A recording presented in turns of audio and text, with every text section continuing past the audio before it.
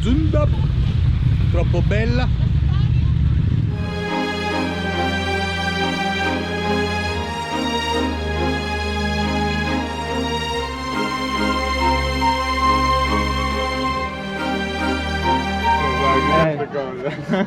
La retro, 4 marce, la retro e le ridotte. Ridotto no. Già va su.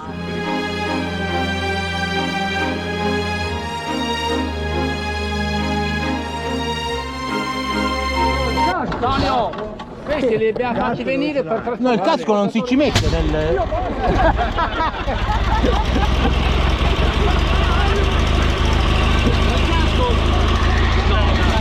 Non c'è bisogno del casco. Cioè, per me non... Dobbiamo dare un buon esempio. Aspetta che da me è complicato. Dimmi quando. Semi selfies. Siamo pronti? Andiamo!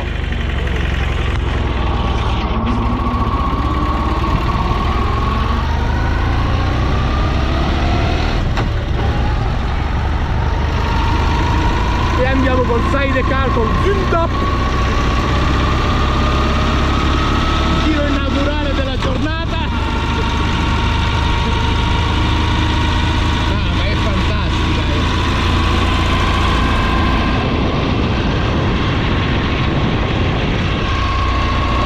Ma dove l'hai trovata? Dove l'hai trovata? In 4 cassette da frutta 15 anni fa, da una collezionista di Bologna che aveva bisogno di soldi perché doveva finire una Kubelwagen, quelle auto tedesche che vanno anche nell'acqua. Ah, Allora un offarone per 21.000 euro gli ho dato, quanto? 21, Minchia. però adesso siamo sui 70.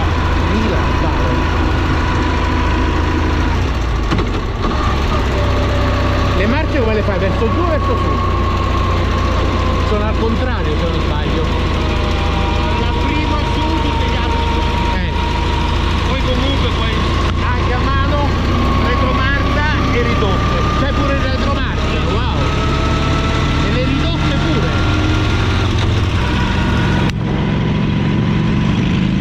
Eccolo lui! Vai, vai, vai, vai! Quanto mi fa il litro? 20 km? No, la più parte. Ma te la ripari da solo? Con l'aiuto di un mio amico.